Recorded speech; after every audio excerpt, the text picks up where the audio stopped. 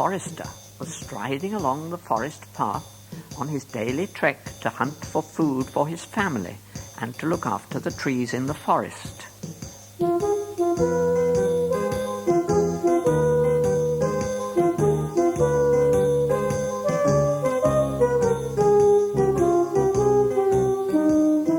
Suddenly, he heard a noise, like a child crying.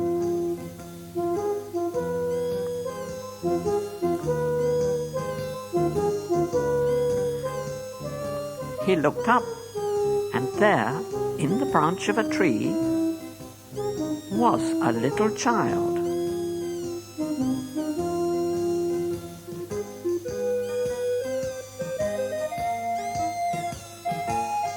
He climbed up the tree to fetch the child. And he brought it down.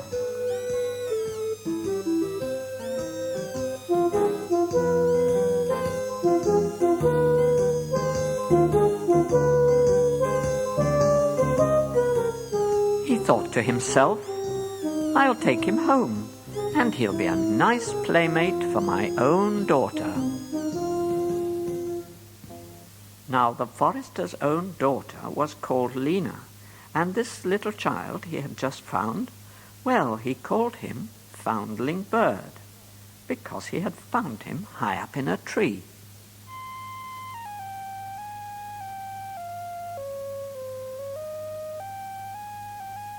Now the two children grew to love each other, and they would never allow themselves to be parted. They were so happy together.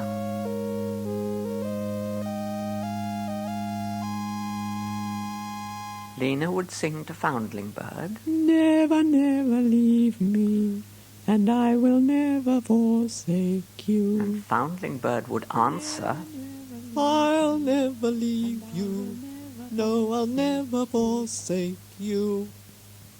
Now the forester's wife had died, so he employed an old lady to look after him. One evening she took 2 pails and began carrying water.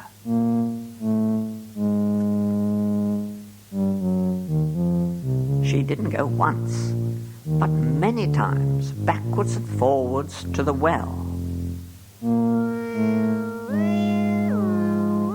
Now she was really a witch, but he didn't know this.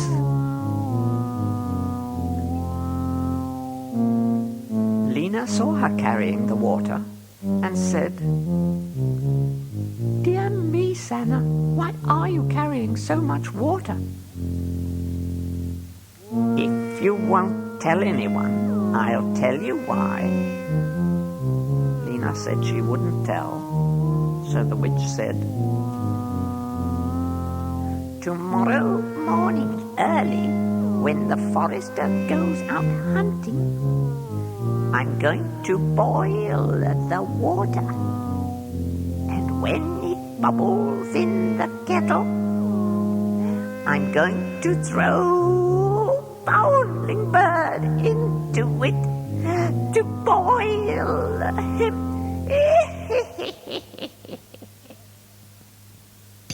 Next morning, the forester got up very early and went hunting, leaving the children still in bed.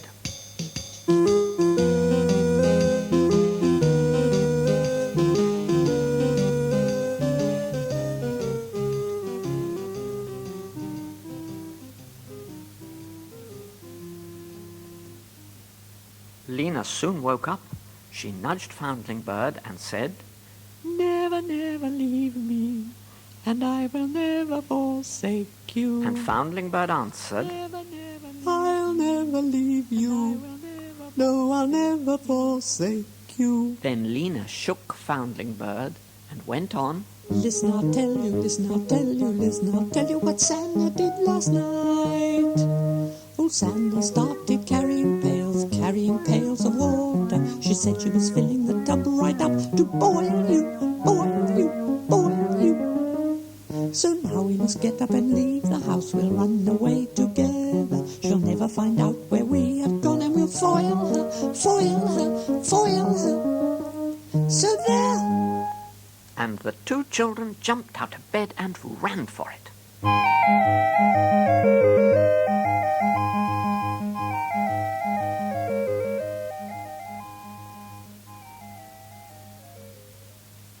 Meanwhile, downstairs the cook was boiling the water.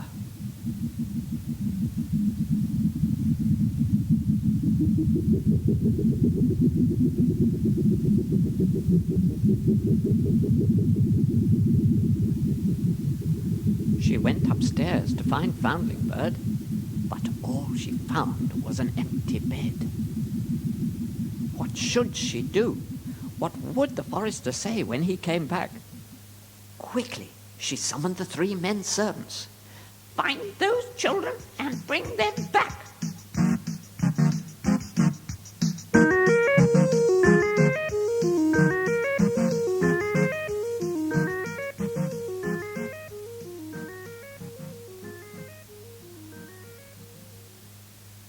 Now the 2 children were just resting by a wood when they spied the men coming a long way off.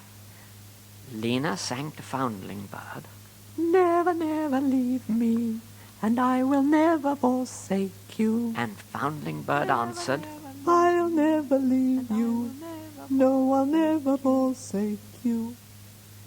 Then Lena said, "You must be a rose bush, and I will be a rosebud upon it."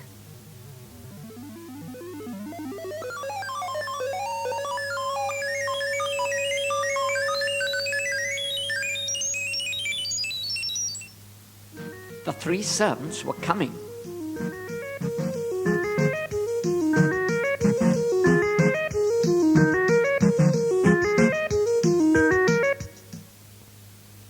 They saw no sign of the children, only a rose bush with a single rosebud on it. When they got back, how the old witch scolded them. "You half-wits! You ought to have chopped the bush to pieces and brought the bud to me. Now be off with you and try again." So off they went once more to try and find the children.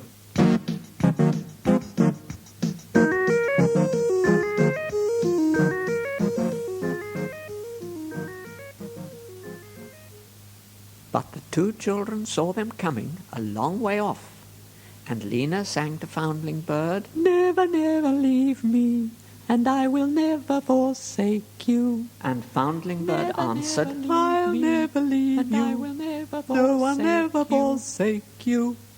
Then Lena said, "This time you must be a church, and I'll be the chandelier in it."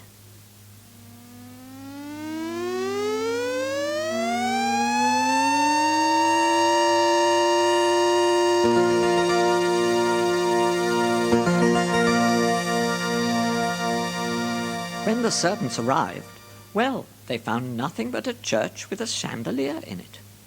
They said to each other, "Nothing for it but to go back home again." So back they went to tell the cook about it. "You half-wits! You ought to have knocked the church to pieces and brought the chandelier to me." And without more ado, the cook herself waddled off with the 3 servants to catch the children.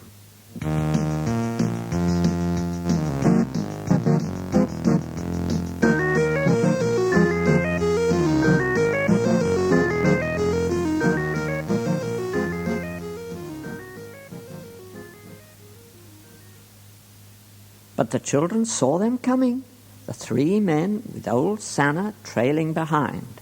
"Never, never leave I'll me, never leave and I you. will never No, I'll forsake never you. forsake you. Never, never leave I'll me, never leave and you. I will never No, I'll forsake never you." forsake you. Then Lena said, "You must be a pond this time, and I'll be a duck swimming upon it.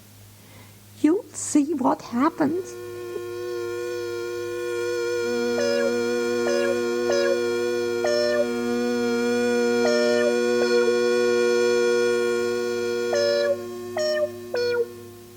When the cook reached the pond, She knew what the children had done, and she lay down and started drinking the water.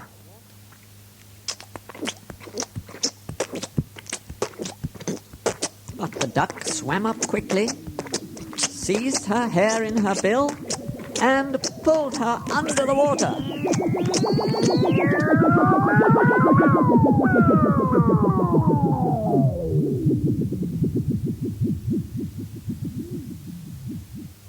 Yes, that witch was well and truly drowned, and the children ran off home as happy as could be.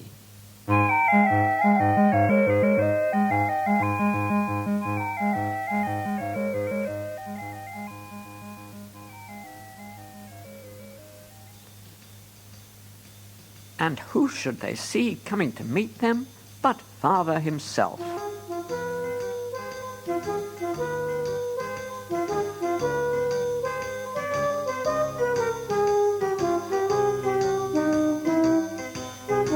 Let's have a celebration!